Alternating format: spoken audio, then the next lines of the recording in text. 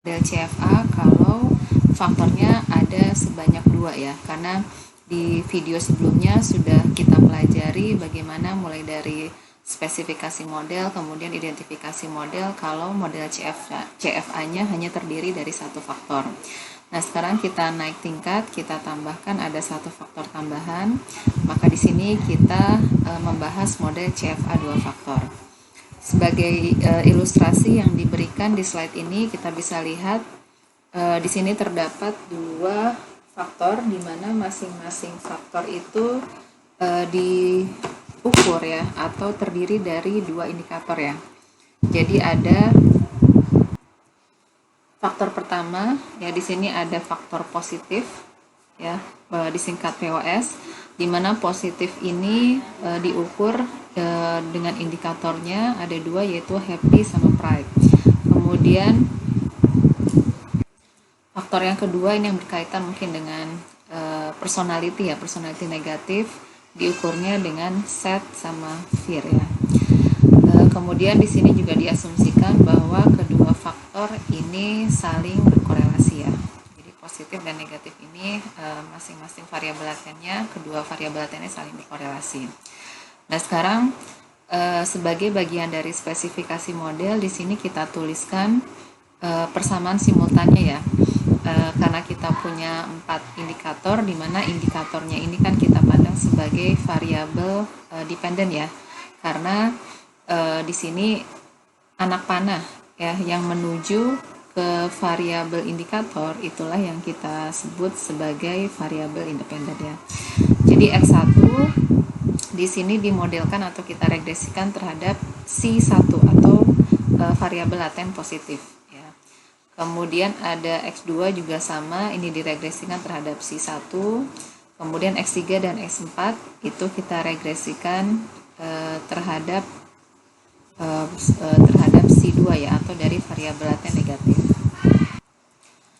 Mungkin untuk penamaan dari faktor loadingnya ya, supaya konsisten dengan apa yang sudah kita pelajari.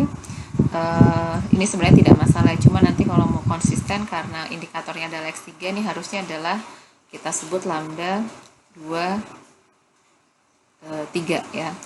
Maaf, kebalik ya, ini harusnya lambda 32 ya.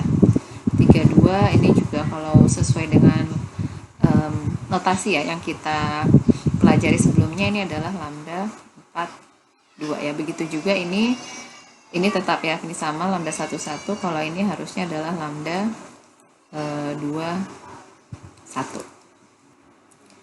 Ya, jadi hanya penamaannya saja untuk sementara kita pakai yang ada di slide ini, tidak masalah ya. Yang penting kita paham bahwa lambda 21 di sini adalah faktor loading di mana kita regresikan X3 terhadap C2 ya. Cuman kalau sesuai dengan notasi yang kita pelajari harusnya lambda 32.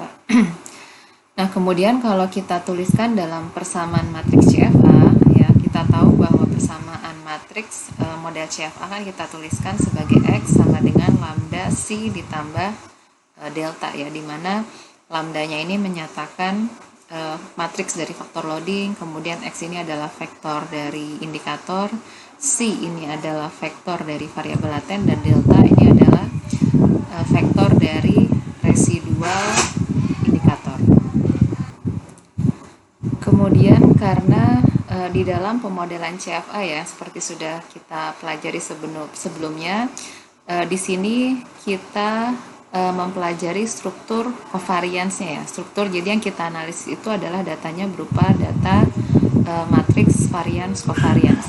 Jadi dari hipotesis fundamental dari model CFA nanti kita bisa turunkan ya bentuk model struktur covariance-nya, di mana model struktur covariance dari CFA itu kan bisa kita tuliskan sebagai sigma sama dengan lambda T, lambda aksen ditambah theta delta. Jadi di dalam model struktur covariance dari CFA itu ada 3 matriks parameter yang penting ya. Yang pertama adalah lambda ya. Untuk lambda aksen kan sama saja ya, karena ini adalah lambda yang ditranspose.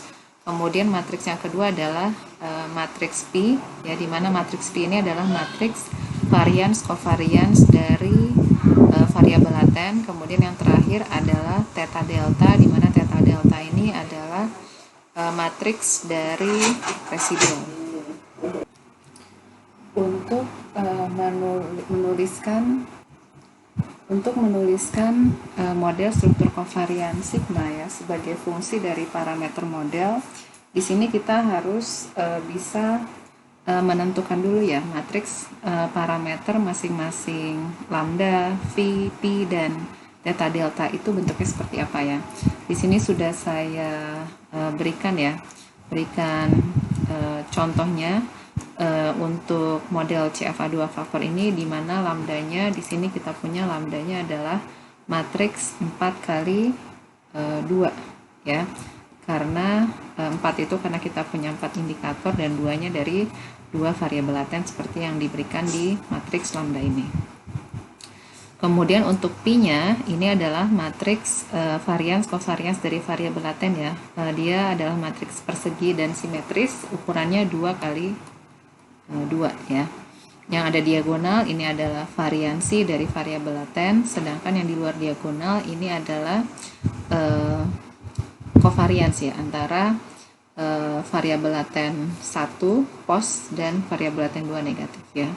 Kalau seandainya jalur ini tidak ada, ya, tidak ada hubungan antara pos dan negatif, positif dan negatif, ya, tentu ini nilai P21-nya sama dengan 0. Kemudian matriks yang terakhir kita punya theta delta, ya. Theta delta ini kan ukurannya tergantung banyaknya indikator, karena indikatornya ada 4, berarti 4 kali 4, ya. Nilai yang ada di diagonal ini adalah variansi dari residual, ya. Yang di luar diagonal adalah 0 karena kita asumsikan residualnya tidak berkorelasi.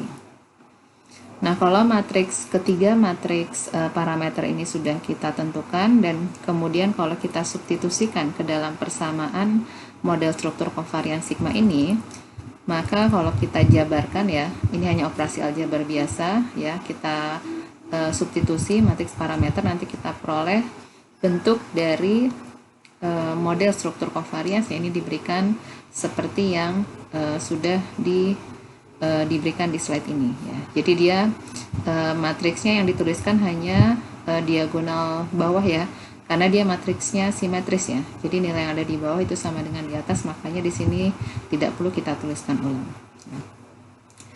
Nah, walaupun secara derajat kebebasan, ya, sekarang kalau kita hitung, ya, tadi belum sempat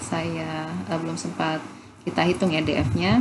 Sekarang kalau kita coba hitung, ya, DF-nya, pertama kita hitung dulu berapa banyaknya indikator, ya, atau menentukan banyaknya persamaan yang tidak diketahui, itu ditentukan dengan 4 dikali 5 dibagi 2 sama dengan 20 bagi 2 adalah 10. Kemudian banyaknya parameter bebas untuk lambda ini ada 4, ya. Kemudian di P ini bukan ada 4, ya, tapi ada 3 karena ini kan simetris, P21 sama dengan P12, ya. Jadi ini nilainya sama, makanya bukan ada 4 parameter bebas tapi 3. Kemudian di theta delta kita punya 4, ya. Jadi di sini kita bisa hitung, ya, untuk indikatornya 2, di mana jadi masing-masing variabel laten, kalau variabel latennya 2, indikatornya ada 2, kita punya parameter bebasnya ada sebanyak 4 ditambah 3, 7 tambah 4 adalah 11, ya. Jadi kalau kita hitung berapa DF-nya, ya, berarti DF-nya adalah 10 dikurangi 11, ya. Jadi kita peroleh minus 1 karena DF-nya negatif, jelas dia tidak dapat diidentifikasi, ya, karena ini masuknya ke dalam kategori under identify, ya.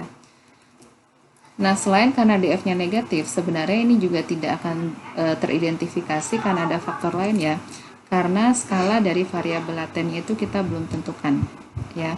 Jadi setelah kita tentukan skala dari variabel laten, maka nanti bisa kita lihat DF-nya nanti menjadi positif, ya.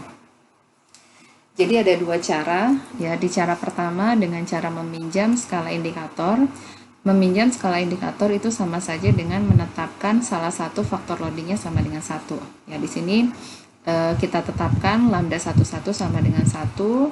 Artinya variabel laten yang pertama, variabel laten positif itu kita meminjam skala dari indikator happy ya, dari sini ya. Sedangkan untuk yang variabel laten negatif yang dibuat satu faktor loadingnya adalah dari set ya, berarti artinya variabel laten negatif itu meminjam skala dari indikator set ya. Jadi sekarang kita hanya memiliki dua parameter bebas ya, karena dua parameter atau dua faktor loading lainnya kita tetapkan menjadi satu. Kemudian untuk Pi ini tetap tidak berubah 3, untuk theta delta kita punya 4 ya. Jadi kalau kita hitung 2 tambah 3 tambah 4 ini adalah 9 ya. Jadi kalau kita hitung DF-nya adalah 10 dikurang 9 sama dengan 1. Mana positif berarti sekarang bisa kita identifikasi. Atau kita juga bisa pakai cara standarisasi ya. Kalau standarisasi artinya kita tetapkan variansi dari variabel laten itu sama dengan 1 ya. Jadi kalau standarisasi tentu kita tidak minjam lagi dari variabel indikator. Jadi tetap variabel indikatornya ada 4 parameter bebas. Kemudian untuk Pi, karena variansi dari masing-masing variabel laten kita tetapkan 1, berarti kita punya cuma 1 parameter bebas dari matriks varians covariance Pi ya. Kemudian theta delta kita punya 4, berarti total parameter bebasnya adalah 9 ya. Jadi DF-nya tentu akan sama ya, baik menggunakan dengan meminjam skala indikator atau dengan standarisasi variabel laten. Jadi DF-nya adalah 1. Jadi dari sini bisa kita lihat bahwa kalau kita memodelkan CFA dengan dua faktor, supaya modelnya dapat teridentifikasi, maka kita perlu minimal dua indikator ya. Jadi masing-masing faktor diukur dengan dua indikator minimal, karena kalau dua indikator kita peroleh DF-nya negatif, DF-nya positif ya. Apalagi kalau indikator yang lebih besar dari 2 jelas pasti akan positif. Tidak seperti model CFA satu faktor ya, dimana di video sebelumnya pernah saya sampaikan bahwa kalau untuk model CFA satu faktor kita perlu minimal 4 indikator untuk mendapatkan model yang teridentifikasi ya.